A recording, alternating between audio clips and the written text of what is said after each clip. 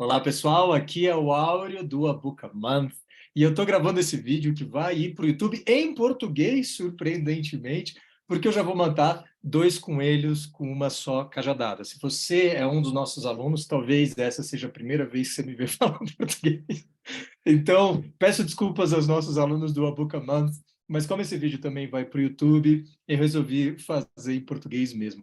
E o que está acontecendo aqui é o seguinte: eu acabei de dar aula para a nossa turma do Novels Advanced de sábado, e a gente estava discutindo um romançaço, um super livro da Pearl S. Buck, que é esse livro aqui, East Wind, West Wind, uma novelinha, um romancinho aí de 200 páginas, que foi escrito e publicado em 1930 e que trata de um monte de coisa. Essa é a segunda aula, na verdade, a gente já discutiu um monte de coisa, e acabou que não deu tempo de falar de tudo, a gente discutiu um monte de coisas super legais, e acabou ficando um bom pedaço, uns 25% aí da aula, que ficou sem uso, né? Na próxima aula, daqui a 2 semanas, a gente vai falar de outro livro, né?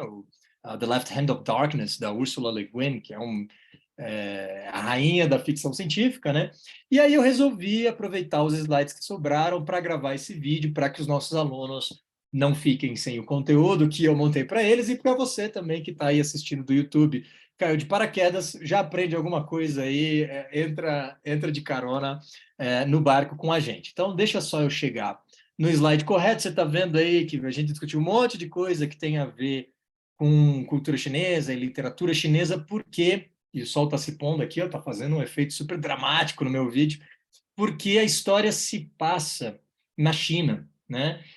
E a Pearl S. Buck, na verdade, é uma escritora dos Estados Unidos que ganhou o Pulitzer em 1932, né? Um dos prêmios mais prestigiosos da literatura a nível global, mas também ela ganhou o Nobel em 1938, né? Então, é uma autora que, embora pouco conhecida no Brasil, ganhou os melhores e maiores prêmios literários do mundo, né? E aí entra uma questão específica, porque a Pearl S. Buck nasceu nos Estados Unidos, mas foi para a China quando ela tinha 5 meses de idade. E morou na China até praticamente a vida inteira, até 1949, tá? Quando ela é meio que expulsa depois da Revolução Comunista, né? Então, ela nasce em 1892, tá? Então, ela mora na China por mais de 4 décadas. Assim, ela falava mandarim fluentemente, ela lia chinês clássico, né, que seria mais ou menos o equivalente da gente aí, sei lá, saber falar latim, algo assim, e ela chega a traduzir, né, literatura chinesa. Então, é muito importante a gente discutir coisas, né, elementos culturais da China, e discutir também literatura chinesa para entender plenamente esse romance. E isso mostra para vocês uma das perspectivas que a gente adota aqui no A Book a Month, porque a gente discute literatura em inglês, né? Então não é só literatura da Inglaterra ou só dos Estados Unidos, é literaturas em inglês. A gente trata de autores da Índia, a gente trata de autores da Nigéria, de autores da Dominica, da América Central, de modo geral. Se escreveu em inglês, está valendo. E de vez em quando, ali uns 10%, a gente, inclusive, 15% do material que a gente discute, também vem de obras em tradução, muitas vezes que não estão disponíveis em português, né? E a gente faz isso porque a gente gosta de pensar em literatura do ponto de vista global, né? Uma teoria literária se chama Global Literature, em que justamente a gente não se importa muito com países, né? A gente gosta de literatura. Se é literatura boa, a gente está lendo. E, portanto, entra na mistura aí também a literatura chinesa através dessa perspectiva de uma autora dos Estados Unidos, né? Pearl S. Buck. Pois bem, para a gente entender direitinho aonde eu quero chegar aqui, eu vou ter que falar um pouco sobre literatura chinesa. E, por favor, infelizmente, os meus conhecimentos de literatura chinesa são muito escassos, tá? Eu mencionei para os nossos alunos na aula agora há pouco que eu adoraria conhecer um especialista em literatura chinesa para pegar todas as dicas de leitura possível. Eu faço um super esforço para entender e conhecer a tradição, mas muitas vezes é difícil, é uma tradição muito longa, né, eu não tenho conhecimento da língua, então eu dependo de traduções, e é muito difícil achar esses livros, e a gente não sabe nem por onde começar, né? Então, até você conseguir um filão lá que te leve a algum lugar, você fica que nem procurando uma agulha num palheiro, tá? E, então, dito isso, tá? Após eu ter confessado a minha ignorância, eu sei uma coisa ou outra, tá? De literatura chinesa que eu venho aí buscando, pesquisando já há um certo tempo. E essa é algumas das amostras aqui da onde o que eu estou prestes a discutir, da onde isso vem. Tá? A gente sempre tenta embasar muito as nossas fontes. Então, para os comentários que eu usei nas aulas sobre a história da China, muitos deles vieram desse livro, China in World History, que é uma coleção esplêndida da Universidade de Oxford, que tem 42 obras e é justamente contextualizando diferentes áreas do globo ao longo da história. É muito legal, porque você tem The Balkans in World History, South America in World History, sabe? Então é muito bacana, você ganha... É uma das formas de você parar de contar a história de forma eurocêntrica, né? É justamente fazer isso, e é muito bem feito por grandes especialistas da Universidade de Oxford. Então, esse é um livro sobre história, e aí também um outro livro de história é esse outro aqui, também de Oxford, Modern China, A Very Short Introduction, da Rena Mitter. Um livro extraordinário que eu li essa semana para preparar a aula e foi esplêndido, porque entre a primeira e a segunda aula já deu para a gente adicionar vários tópicos aí que eu retirei desse livro. Uma leitura que eu já tinha feito uns 2 anos atrás, nessa meu projeto pessoal de aprender mais aí sobre literatura asiática de modo geral, mas eu também privilegio bastante a literatura chinesa. É esse outro livro, também da mesma coleção, Chinese Literature, A Very Short Introduction. E muitos dos comentários que eu estou prestes a fazer vieram desse livro, ou então de um desses dois podcasts, Chinese Literature Podcast, que eu escutei de cabo a rabo, excelente, recomendo para todo mundo. 2 especialistas que falam chinês, que leem chinês clássico também, né? E que ficam discutindo. É bem bacana, são 2 críticos literários, é muito bom. Ou então esse outro, The Translated Chinese Fiction Podcast, que eu não escutei inteiro, infelizmente, mas que tem vários episódios legais sobre sci-fi, né? Ficção científica na China. Tem vários episódios sobre a relação aí entre os escritores do século XX e do XXI, né, que tem todo um diálogo entre Ocidente e Oriente que é bem, bem bacana. Então, fica a dica, são podcasts gratuitos, você encontra facilmente, e todos esses livros também não são difíceis de achar e não são tão caros, né? Tudo bem que o dólar aí está valendo uns R$ 27, né? Mas, enfim, teria que importar porque eles não estão traduzidos, mas não é difícil de achar por aí também, tá? No Abucamanth, a gente ensina muitas vezes discutindo com os alunos, a gente permeia, as aulas não são exatamente frontais, né? A gente permeia as nossas, assim, os momentos em que a gente fala na aula e ensina, né, são permeados com vários debates. E uma das coisas que eu perguntaria, e se você é nosso aluno, eu estou te perguntando isso agora, já que eu não pude perguntar pessoalmente, eu presumo, você, quem quer que você seja que esteja assistindo esse vídeo aqui, que se você pensar nos últimos 5 livros que você leu, eu gostaria que você fizesse uma contabilidade pessoal aí e me dissesse, né? Quantos deles foram de poesia? Quantos deles foram peças de teatro? Quantos deles foram de contos, né? Short stories? Ou quantos foram romances, né? O que em inglês eles chamam de novels. Existe a palavra romance para designar livros, mas normalmente eles querem falar de histórias de amor, né? O que a gente chama em português de romance, em inglês é normalmente chamado de novel. Pois bem, eu presumo que na sua categorização aí, a não ser que você seja do background de crítica literária ou um ator e tal, eu presumo que possivelmente 5 dos 5 são novels, né? São romances, são escritos em prosa, longos, contam uma história única, né? E que tem vários personagens com que a gente se identifica por semelhança ou por contraste, que é mais ou menos a definição de romance, que é bem tênue, né? A gente lê, a gente não tem muito costume, né, enquanto sociedade civil, eu quero dizer, de ler contos ou poesia ou teatro, né? Eu diria que o leitor brasileiro médio não lê tanto essas coisas e lê bem mais romances e tal. E por causa, eu pergunto isso porque a discussão da formação do romance é uma discussão super importante dentro da crítica literária. É, enfim, a gente gosta de os primeiros, né? Eu não sei por que que a gente foca tanto. A gente tem essa meio que obsessão, né? Eu precisaria ir falar com Freud para entender o porquê que a gente quer tanto o primeiro. Mas, enfim, quando eu estava na faculdade, lá fazendo meu curso de letras, eu escutei em sala que o primeiro romance foi escrito pelo nosso maravilhoso Miguel de Cervantes Saavedra, lá nos primórdios do século XVII, e é El Ingenioso Hidalgo Don Quixote de la Mancha. Parte 1 e parte 2, né? Porque o Cervantes escreve a primeira parte em 1605, o livro faz um super sucesso, e aí, inclusive, rola umas sequências, né? Umas fanfictions, assim, começam a circular uns Don Quixotes ilegais, e aí o próprio Cervantes fica meio bravo com isso e resolve escrever uma segunda parte em que ele mata o Don Quixote, né? E aí publica essa segunda parte 10 anos depois, que sai em 1615. Tem gente que disputa a autoria dessa segunda parte, né, e que diz que não é do Cervantes, mas ela é muito boa, e na minha opinião, não precisa me tacar pedra, não precisa arranhar meu carro, mas na minha opinião a segunda parte é até melhor que a primeira. Né?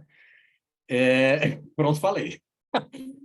Basicamente, quando eu fui para a facul, eu escutei isso. Don Quixote é o primeiro romance de fato, né? O primeiro romance da história. A gente tem muitas coisas, a gente tem livros longos de prosa na Idade Média, como o Decamerão, né, do Boccaccio, mas que, na verdade, é uma grande coleção de contos, né? Existe uma narrativa, é, uma frame narrative, ou como ele chama em inglês, né, ou cornice, que é como o termo usado na crítica literária italiana, mas que é essa narrativa moldura, né? Que justamente é uma narrativa maior de vários jovens lá que estão fugindo da peste, que abarca, aí eles, como eles não têm o que fazer, eles resolvem contar histórias, eles contam vários contos, né?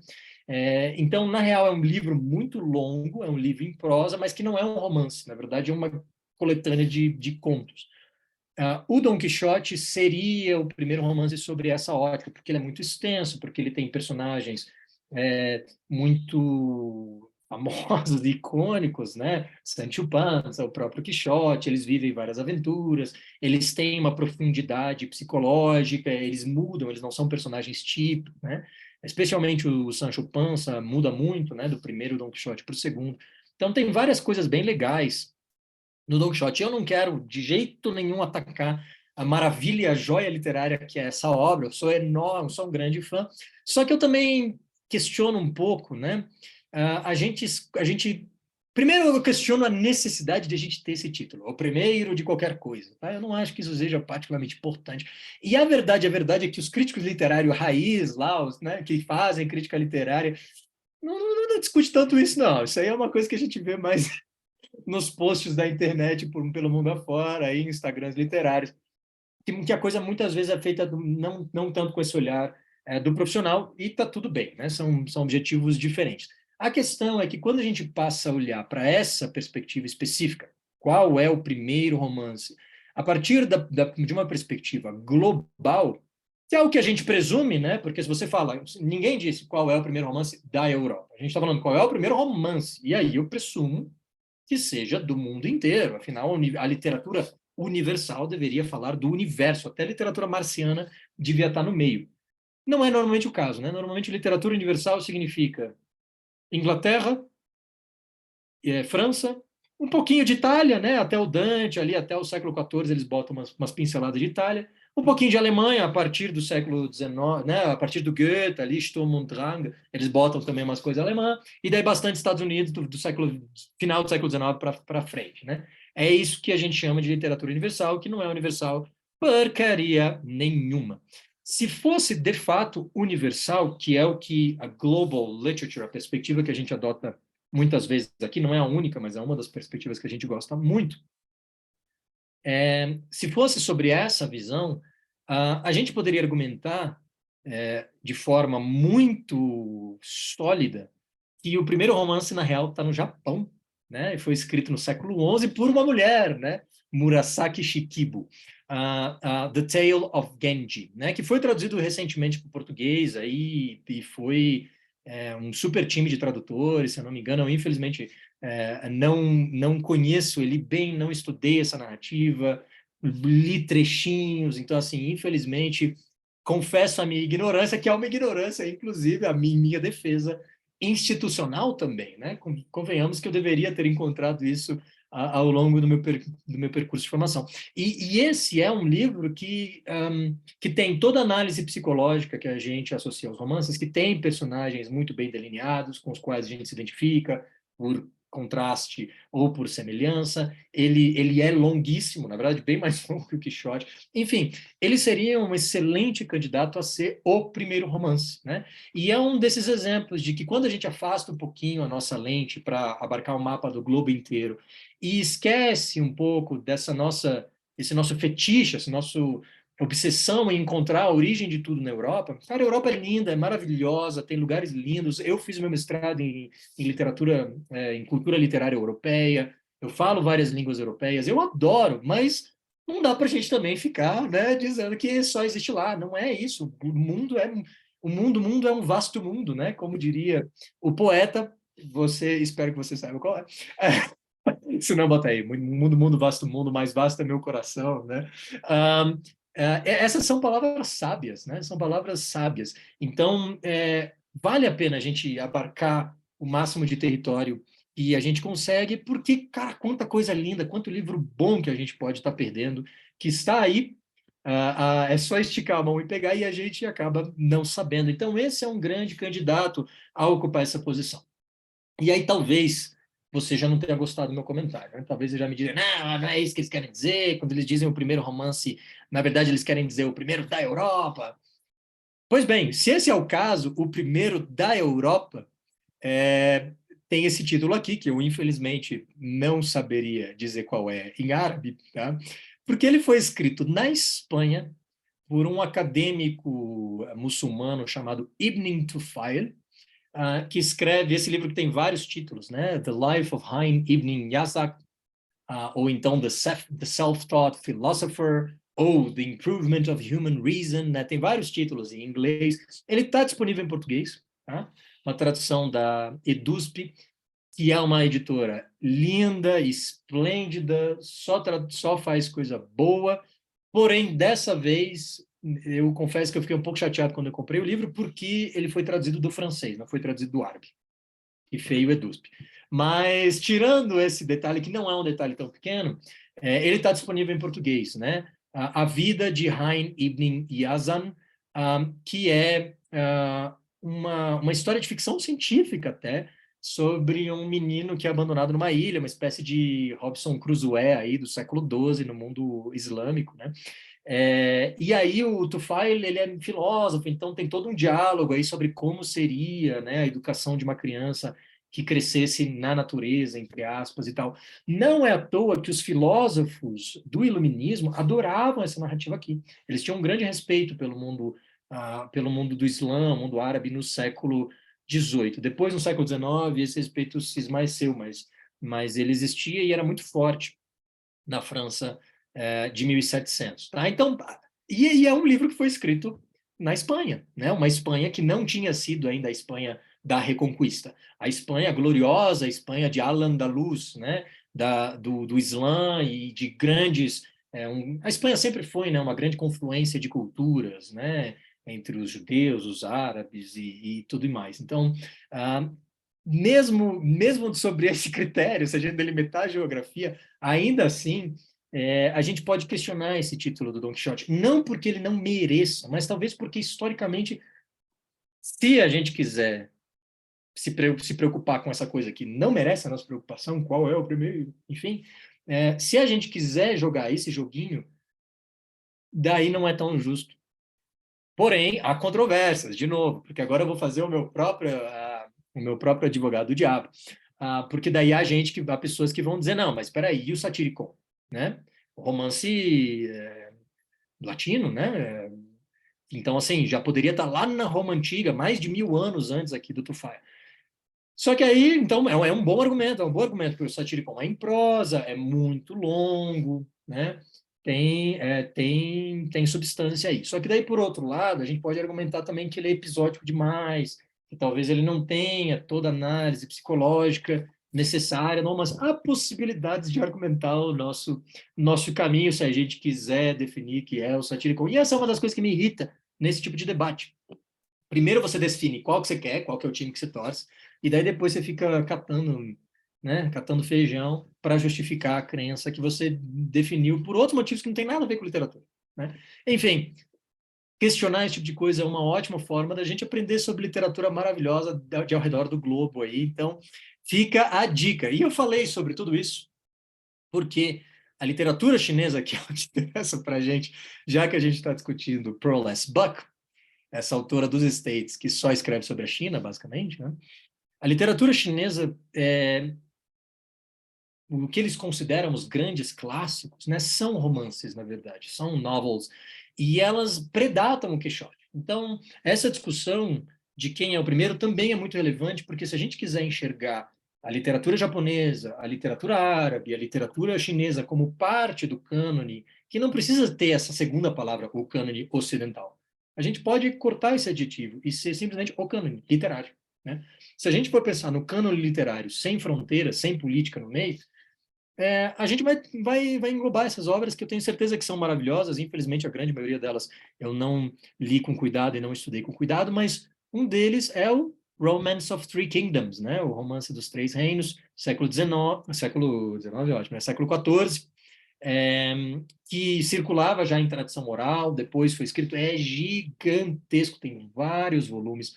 Ou então o The Water Margin, que tem vários títulos também, All Men Are Brothers, Outlaws of the Marsh, vários títulos justamente porque eles circulavam muitas vezes em manuscrito, a gente não tem muitas vezes certeza de quem que é o autor, isso é bem comum em textos que predatam aí o século XVI, bem comum mesmo.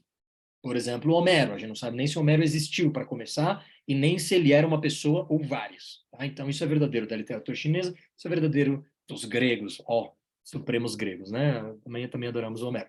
A questão aqui é que esse livro foi traduzido pela nossa querida Pearl S. Buck, tá? Ela aqui, ó, sorridente, com seu lequezinho, ela manjava chinês, mandarim clássico, né? E traduziu isso e tal. Então, tá aqui. Ao invés de traduzir como The Water Margin, ela escolheu o outro título, né? All Men Are Brothers. E essa questão dos vários títulos continua, né? No século XVI, a gente vai ter a Journey to the West, que talvez seja o mais famoso desses grandes clássicos chineses, né? É um monge Tripitaka, se eu não me engano o nome dele, que vai até a Índia. Para a China, o Ocidente não é os Estados Unidos e a Europa, o Ocidente é a Índia, né? E aí no século XVI ele vai lá para traduzir os manuscritos do budismo e tal, aprender sânscrito e Pali e traduzir as paradas. Então é bem legal. O livro anterior que a gente leu na Bucaman se chama The Dharma Bums, é um livro do Jack Kerouac, é lindo, lindo, uma grande obra-prima. Para mim é o meu Kerouac favorito. E isso era relevante também para aquela leitura, então a gente já discutiu um pouco essa obra. Outro exemplo de um grande clássico da literatura chinesa, que também é um romance, The Plum in the Golden Vase, ou às vezes referido também pelo título em mandarim. Se você fala mandarim, me desculpe por a pronúncia barbárica, Jin Ping Mei é como ele é chamado, uma narrativa do século XVI, cujo autor, a gente tem certeza que é um pseudônimo, mas a gente desconhece, ele se autodenomina The Scoffing Scholar of Langling, então a gente não sabe quem é, e ele tira um super sarro, assim, dos intelectuais da China e dos burocratas e tal, dizem que é bem legal, infelizmente eu não o li, não estudei, não está disponível em português até onde eu saiba, mais um motivo para você fazer parte do Bookamath e ler essas coisas, né, tranquilamente em inglês. Um dos grandes motivos para a gente ter essa ferramenta, né, ao alcance das nossas mãos, é justamente porque a gente passa a ter acesso a muito mais literatura, né? Porque tem muito mais coisa traduzida para o inglês ou para o alemão, se você tem a sorte de ler em alemão, ou para o francês, ou pro, né? Se você lê mandarim, poxa, deve ter tanta coisa disponível. Se você lê japonês, poxa, que maravilha, né? Eu te invejo profundamente.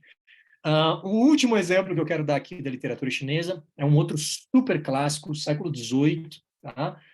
The Dream of the Red Chamber, né? O Sonho da Câmara Vermelha, ou então A História da Pedra, né? The Story of the Stone, que também tem, nossa, é gigante, acho que são 6 volumes, se eu não me engano.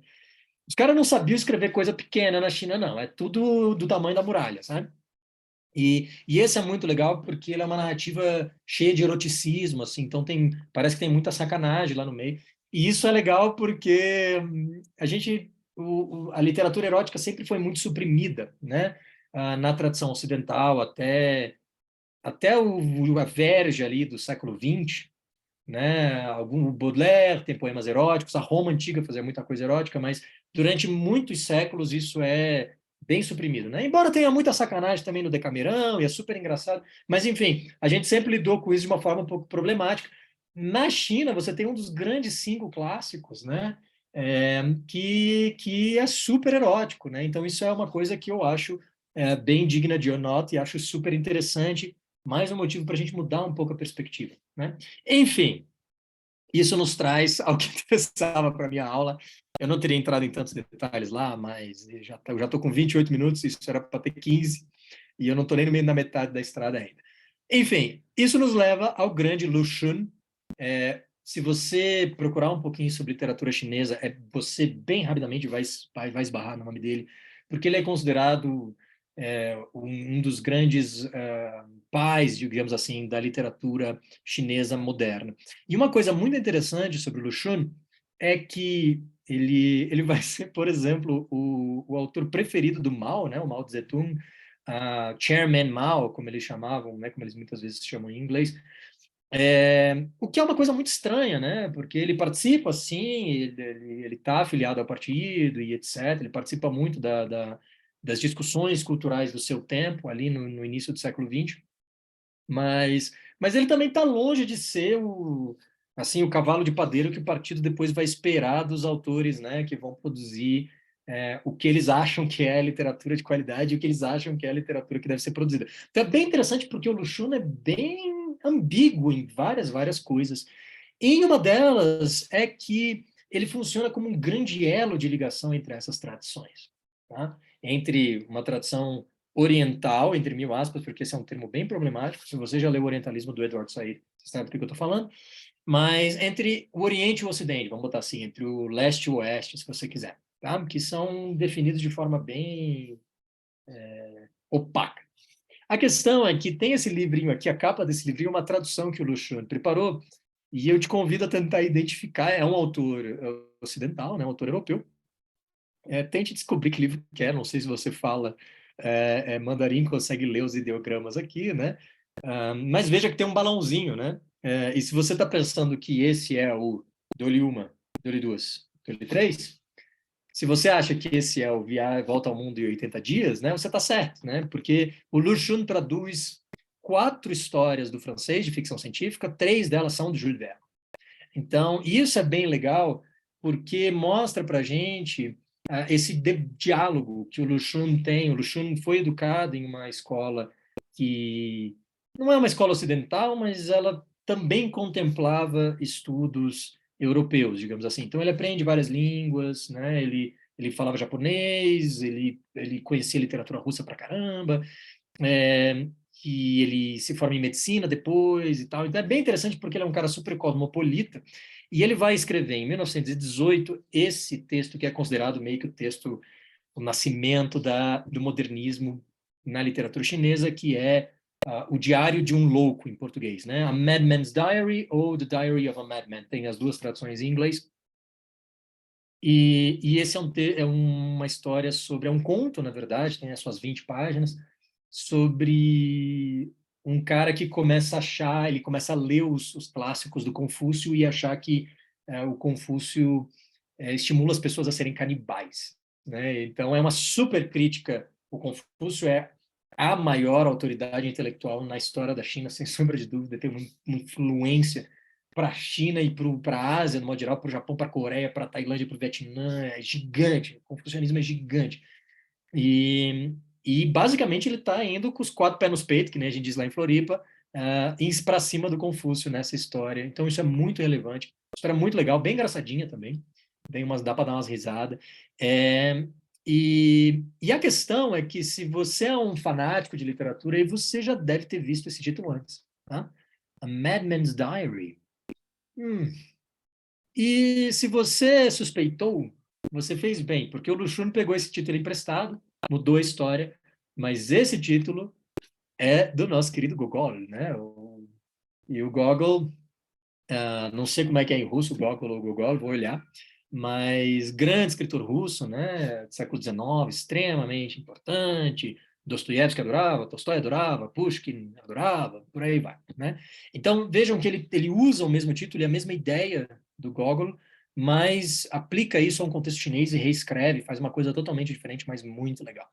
Um outro exemplo dessa ligação do Luxun com a literatura ocidental é um discurso que ele faz em 1923, uma conferência de mulheres, né, que acontece na China, já no contexto da Revolução, que vai levar muitas décadas, né? A China vai passar por uma guerra civil, a China dá muita merda, século XX para a China, muita merda mesmo. E aí, nesse congresso, o Lu Xun fala, e o discurso dele se chama O que acontece depois que a Nora sai de casa, né? Nora, que é o nome do personagem, não é lá o título familiar, tá? What happens after Nora leaves home? Ele está falando de um personagem literário, tá? Quem é esse personagem literário? Pensa aí, eu vou molhar o bico enquanto isso, mas eu dou-lhe uma, dou-lhe três, tá? Nosso querido Henrik Ibsen, né? O dramaturgo norueguês. Nora é a personagem principal do Casa de Bonecas, né? A Doll's House em inglês, um dos textos mais importantes do teatro moderno e do teatro realista e do final do século XIX. Esse é um texto super... O Ibsen, em modo geral, é super impactante. Era o autor preferido de James Joyce, por exemplo, que aprendeu norueguês para escrever uma carta para o maluco, e o maluco respondeu, elogiando, inclusive, o norueguês do Joyce. E quando James Joyce faz alguma coisa, meu amigo, você vai ver o que era, porque ele sabe das coisas. Tá? Ibsen é um grande cara, muito influente, e esse texto é influente para muito além da literatura, um dos grandes tratados de feminismo que a gente que estão por vir, né? A Virginia Woolf vai produzir um monte de coisa maravilhosa, a Charlotte Perkins Gilman está escrevendo os Stay, e só vai vir coisa linda, né? Nessa direção daí para frente, tá? Então, o que ele está falando aqui é porque a Nora, no final da história, ela sai de casa, ela decide, porque tem um monte de coisa que acontece lá, e é um momento super emblemático da literatura, né? E aí o Luciano se pergunta qual é o próximo passo. Agora que o primeiro passo foi dado, qual que é o próximo passo na busca da igualdade de gênero, né? Então, ele está dialogando com o Ibsen. Não bastou Gogol, né, literatura russa, não bastou Jules Verne, literatura francesa, agora ele está falando com a literatura da Noruega. Um outro exemplo, quase da mesma data, aí, 1922, é um outro conto que ele escreve que se chama, até onde eu saiba, não está traduzido para o português, tá? Nenhum deles, na verdade, eu consegui encontrar em português. The Real Story of A.Q. Tá? Esse é o segundo conto mais famoso do Luxun. A.Q. é o nome do personagem principal, que é para ser meio que um mínimo denominador comum chinês. Ele é para ser tipo um everyman, assim. E ele é super ridicularizado, só se ferra. Então o Luxun tira um super sarro da cultura dele do tempo, ele faz uma mega crítica da China tradicional e tal. E não tem um chinês hoje que não conheça a história, que não tenha lido essa história, realmente, tá? De novo, o Luxun se transformou no autor oficial, de certa forma, do partido. E a questão é que essa história, a crítica aponta, né, que ela foi muito influenciada por esse senhor aqui, que tem um bigodão aí venerável, né? Nossa, invejei muito. Que é o nosso maravilhoso Natsumi Soseki, né? Grande autor japonês, também de final do século XIX, início do século XX, né, que também dialoga muito com formas narrativas ocidentais, tanto que veja como é que ele está vestido, né, meu querido? E que vai ser muito influente para outros escritores japoneses que também estão escrevendo, se não junto com ele, mas logo, imediatamente depois, né? O Tanizaki, e aí vai ter um monte de outra gente, os prêmios Nobel, depois o Oe, o Kawabata, e por aí vai, tá? Então, o Soseki influencia. Então, veja que legal, né? Um autor japonês que já tem um diálogo com o Ocidente influencia um autor chinês que também está dialogando com o Ocidente. E esse diálogo continua para abarcar coisas como não sei como é que lê isso, Q 84, né? Obra recente do nosso querido Murakami, que eu imagino que você conheça, e que está dialogando com várias obras literárias, né? E um dos diálogos é bem óbvio, né? Um dos diálogos é com 1984. Certamente, nosso querido Orwell, ficção distópica, show de bola. Mas tem esse quê no meio, né? De todas as letras do alfabeto, por que o quê, né? E aí tem vários também críticos literários especializados em literatura japonesa e literatura chinesa, não é o meu caso, infelizmente, não tenho essa honra, que apontam ao fato de que esse quê está justamente dialogando com essa história do Lushun, já influenciada pelo Soseki. Então, veja que trama, né, de influência bacana. Justamente para mostrar, né, o que eu queria com isso, mostrar para os alunos que esse diálogo ele vai e volta. Tá? A angústia da influência na literatura, não pense que quando a gente diz que tal autor foi influenciado por tal autora, ou tal autora foi influenciada por tal outro texto, isso não é desqualificar de modo algum. Tá? Isso não é um demérito para ninguém. Influência é simplesmente um diálogo, né? Um diálogo. Não significa que você está copiando, que a sua obra de arte é necessariamente menor perante aquela que te influenciou. Nem um pouco. E muito pelo contrário, muitas vezes você é influenciado e faz um treco ainda mais esplendoroso. Tá? Não, há muitos exemplos, já falei demais, não vou entrar em detalhes, tá? Mas vá buscar aí que você vai encontrar. Dito tudo isso, eu vou quebrar isso em umas 2, 3 partes, porque está grande demais. Mas, dito tudo isso, a gente pode chegar a outros exemplos da literatura chinesa moderna, ou modernista, se você quiser, talvez seja melhor falar em modernista mesmo, que eu retirei dessas obras que eu citei anteriormente. Várias delas eu já li, estudei, ao contrário dos romances clássicos, então eu conheço bem o Miss Sophie's Diary, da Ding Ling, que também é um outro grande texto muito importante para o modernismo na China, e que veja o nome, tá? Miss Sophie's, a personagem principal mesmo em mandarim se chama Sophie, que é um nome bem do inusitado para uma personagem que nasceu na China, cresceu na China, de família chinesa, etc. Tá? Então a gente vê que ela está assim dialogando com literatura europeia, ela está assim pensando, por exemplo, em autores como Flaubert. Esse é um texto que tem tudo a ver com o texto que a gente estava lendo aqui no Book a Month, né? Da Pearless Buck, East Wind, West Wind. Se trata, o personagem principal é uma mulher que está virando uma mulher tradicional, então assim, ela é o que eles chamam de New Woman, ela se autodeclara, que renega vários dos valores tradicionais chineses e adota um comportamento ocidental, que envolve inclusive liberação sexual, tá? Tem várias paradas aqui que vão se ligar com essa tradição aí the Story of the Stone, né? Que tem vários traços eróticos, como eu mencionei antes. Tá?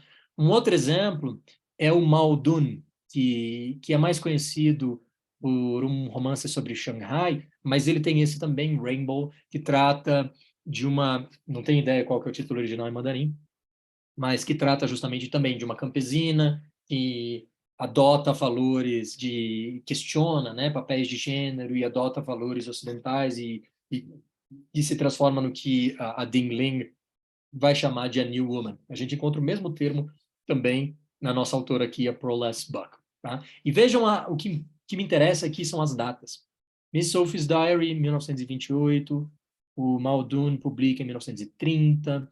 Vejam aqui o Ba Jing, que é um outro dos grandes autores, os dois que aparecem aqui, o Ba Jing e o Lao She, são ambos com grande frequência mencionados juntamente com Le Xun, entre esses precursores do modernismo na literatura chinesa. E uma das obras famosas do Ba Jing é esse Family, que trata da saga de uma família em 3 gerações, e também de valores, digamos, tradicionais chineses a um contato com o mundo ocidental, tecnologias diferentes. E não vejo isso como necessariamente absorvendo passivamente. Existe todo uma síntese ali cultural que é bem legal. Isso não é tratado de forma ingênua de modo algum. Muito pelo contrário, é bem complexo. Ou então esse conto, na verdade, do Lao She, que é mais famoso por uma narrativa que se chama The Rickshaw Boy, tá? Também não está traduzido para o português, por isso eu mencionei em inglês, que é um romance, mas esse aqui é um conto, tá? Black Lee, White Lee, e são 2 irmãos que se encontram em lados diferentes do espectro, assim, né? Espectro político, espectro cultural, que vai tratar justamente também dessa colisão, digamos assim, entre o Oriente e o Ocidente, que a gente está vendo discutida em todas essas narrativas. Eu não tenho certeza de quando esse conto foi publicado, por isso que eu botei aqui 1930s. Eu sei que é 1930, lá na década, e eu sei que é mais ou menos no início da década, mas eu não consegui descobrir com precisão em que data foi publicado. Se você ainda não está convencido desse diálogo entre a literatura chinesa e a literatura europeia, eu vou te dar mais um argumento aqui, que é a minha cerejinha do bolo, porque quando eu descobri essa foto, eu soltei fogo de artifício, em que a gente vê o Lu Xun com o Bernard Shaw, tá? Um grande dramaturgo inglês, um cara esplêndido nos palcos, né? Tem muita gente que acha que na literatura inglesa, depois do Shakespeare, só tem Bernard Shaw, né? Bernard Shaw neles, o cara é muito massa. E tá aí ele, na China, em 1933, o Luciano aí levando ele para passear, tá? Então, cara, tá rolando um diálogo aqui, tá rolando um diálogo muito profundo. E, finalmente chegamos na nossa autora, a Pearl Buck participa ativamente desse diálogo, tá? Ela participa ativamente desse diálogo porque ela publica o seu primeiro romance em 1930, que é o que a gente leu, esse aqui, East Wind, West Wind, que trata de todas essas questões. É uma obra super poética, não está traduzida, então leia direto em inglês, ou em alguma outra língua que você fale, e tem em espanhol também. E que é super legal, trata de um romance de formação, né, uma coming of age story, como eles também denominam, e tem várias inversões de estereótipos aí que fazem dessa narrativa uma narrativa super, super interessante. Não é necessariamente uma obra-prima dos inesquecíveis da literatura, uma obra que, meu Deus, não existem outras iguais. Existem outras iguais e melhores até, mas é uma obra muito, muito boa, uma obra fantástica, que merece sim a sua atenção. Tá? E o que me interessa aqui é que a Pearl Buck chegou, ela só nasceu nos States, ela chegou na China aos 5 meses, e ela morou na China por mais de 4 décadas. Ela só foi passar a morar permanentemente nos Estados Unidos depois de 1949, né? Sendo que ela nasceu em 1892, tá? Ela tem mais de 50 anos aí no meio entre um e outro. Então, ela falava mandarim, ela era bilíngue, né? Ela lia mandarim clássico, ela traduziu literatura chinesa, ela conhece essa galera aqui. Ela sabe do que ela está falando. Então, é muito bacana, porque a Pearl S. Buck é uma autora muito peculiar dentro da literatura estadunidense. Muito diferente de outros autores que são contemporâneos dela e que estão escrevendo nessa época aqui. Pense no Sinclair Lewis, pense no Steinbeck, tá? Que estão todos aí ativos, né? Nesse momento. E a Pearl S. Buck vai realmente arrebentar a boca do balão em 31, quando ela escreve The Good Earth, né? Que é esse livro que está aqui na direita, que trata sobre a vida de campesinos na China. Uma narrativa muito bonita, muito poética, bem mais longa, tem 600 páginas. Que na verdade é o primeiro volume de uma trilogia, The Good Earth Trilogy, né? Como nós chamamos, que daí você acompanha várias gerações da mesma família. É bem legal. E aí você vê toda a turbulência porque a China passa ao longo do século XX, Segunda Guerra Mundial, Guerra Civil, vixe, um monte de coisa. E com essa obra que a Pearl S. Buck vai ganhar o Pulitzer em 32. E essa obra fascinantemente vai virar um best-seller, tá? Então, assim, é um desses casos em que a alta literatura consegue quebrar a bolha, né, e chegar ao grande público, e ela altera, ela tem uma visão muito simpática, da China, de forma que não é estereotipada, que é complexa, que faz jus, né, a uma tradição com seus prós e contras, como tudo no mundo, né? Então, é uma obra que ocupa um lugar muito especial na cultura popular dos States, porque ela altera um pouco a forma como a China era compreendida pela população em geral, e isso vai ter até uma certa importância político-econômica nos anos que estão por vir, porque lembremos, né, a China vai ser aliada aos Estados Unidos durante a Segunda Guerra Mundial. A gente com frequência esquece isso, tá? Mas a China foi ocupada pelo Japão já no final da década de 30 e vai continuar a ser depois do fim da Segunda Guerra para o Ocidente, ainda tem um monte de treta acontecendo por lá. Então, quando os Estados Unidos entram na guerra contra o Japão, imediatamente ele se transforma em um aliado da China. E para você, como a visão popular da China era muito negativa, o fato de que essa narrativa trouxe pela primeira vez uma certa quebra de estereótipos teve uma relevância que foi para além do literário, que englobou também o político e o econômico e o cultural. Tá? E aí, por causa disso, agora culmina todo esse falatório sobre literatura chinesa, é, eu argumentaria, e isso é uma coisa que eu estou argumentando, eu, Áureo, que já admiti não sou especialista em literatura chinesa, conheço muito de literatura dos States, mas não, infelizmente não posso dizer o mesmo da China. E o que eu quero argumentar aqui é que a Proless Book é o perfeito elo entre as duas traduções. Eu realmente estou convencido disso. Não só porque ela tem pé firme na literatura estadunidense, ela leu o seu Dickens, ela leu o seu Mark Twain, ela era super amiga do Sinclair Lewis, ela estava discutindo com essa galera. Só que ela sabe o que ela está falando, ela não está escrevendo sobre a China usando a perspectiva de alguém que nunca esteve lá e que não sabe. Não, ela fala as línguas, ela é perfeitamente chinesa, e poderia ter tido a cidadania se a história tivesse sido um pouco diferente. Tá? Então, ela é uma autora dos Estados Unidos, e ela escreve em inglês, e ela está imbuída nessa situação, nessa tradição. Só que eu acho que ela vai muito além de autores como Lu Xun, que dialogam com o Ocidente, que tem um diálogo ferrenho, né? Um diálogo muito profundo. Mas eu nunca diria que o Lu Xun é literatura europeia, de forma alguma. Ele dialoga com essa literatura, mas ele continua sendo literatura chinesa. Porém, no caso da Peerless Book, a gente pode fazer ou eu quero argumentar aqui uma coisa que talvez seja polêmica. Se você não concorda, pode discordar nos comentários, mas não precisa também ir para baixaria, né? Vamos se preservar, né? Vamos se respeitar um pouco, né, pessoal?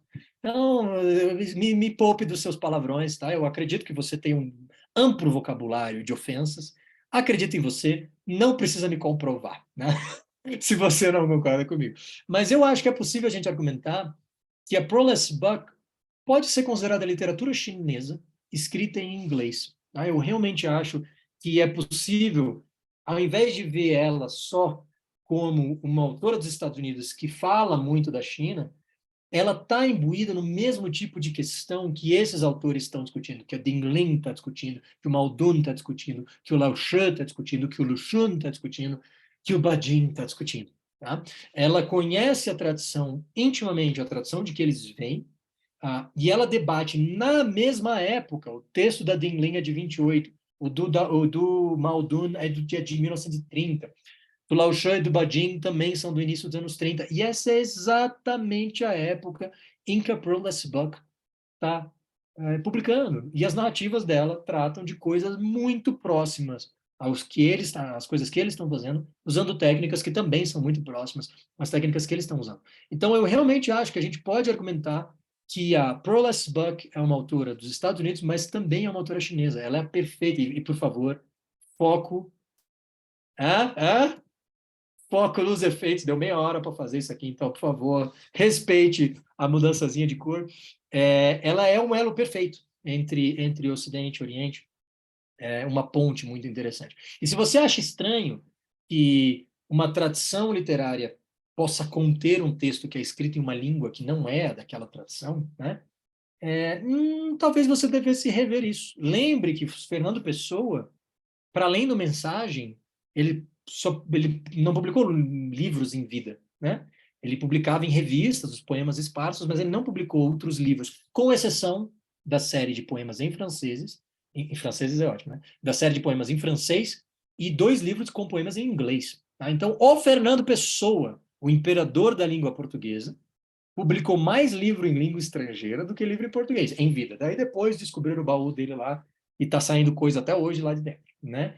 Um outro exemplo talvez esteja na literatura das Filipinas, né? Um autor como Rizal, que é um autor das Filipinas, que é considerado grande texto, um dos autores mais canônicos, né? Que escreve, por exemplo, Noli Me Tangere, que tem esse título em latim mesmo, e é um texto em espanhol, tá? Nas Filipinas. Então, a literatura filipina, Filipinas, cuja língua oficial é o Tagalog, né?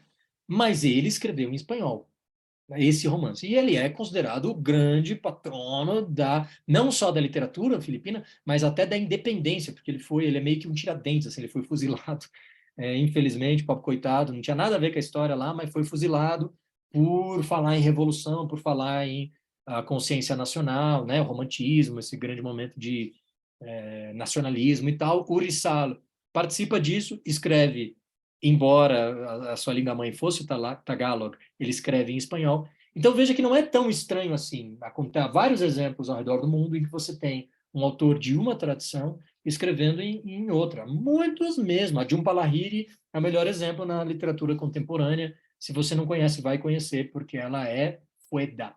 Tá? Enfim, se isso acontece com a Jhumpa Lahiri, se isso acontece com o Rizal, se isso acontece até mesmo, surpresa, surpresa, com o nosso grandíssimo Fernando Pessoa, por que a mesma coisa não pode acontecer com a Pearl Buck? Por que a gente não pode considerar essa autora, que culturalmente está ligada aos Estados Unidos, mas também, com a sua obra escrita em inglês, participa dentro da tradução de literatura chinesa?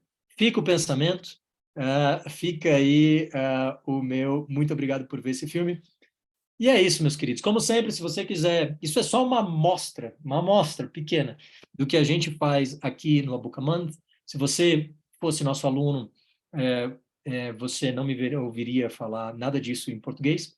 Eu teria sido mais sucinto, tá? Porque as aulas, que não dá tempo para fazer 50 minutos de vídeo no meio da aula, mas, enfim, esse é o tipo de informação que você teria encontrado com esse tipo de imagem, né? A gente preza muito pela parte gráfica aqui, porque a gente acha que isso realmente associa, ajuda muito na hora de você absorver tanto os conteúdos literários quanto os conteúdos linguísticos, né? As nossas aulas geram uma imersão linguística. Os alunos leem em inglês, né? 85% é o original, porque a gente fala mais de literaturas escritas em inglês, e você discute isso em inglês na aula, e você assiste a aula sobre o texto literário, sobre a autora e sobre eventos históricos relevantes, tudo em inglês também. Então, se você gostou desse vídeo, você pode escrever-nos, né, e participar do Abucamant. Se não, é só seguir o nosso canal aí, que de vez em quando a gente publica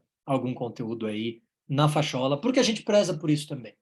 Intelectuais têm que participar do debate público e têm que devolver para a sociedade o que eles encontraram ao longo dos anos, né? Eu fiz Universidade Federal, minha saudosíssima UFPR, tenho uma gratidão enorme. Então, uma das formas de exercer o nosso papel social também é produzir essas coisas por YouTube, tá? Então, a gente, quem sabe, mostra o nosso trabalho, né, para viver da nossa arte, fazendo biçanga na praia, mas também deixa isso disponível aí gratuitamente.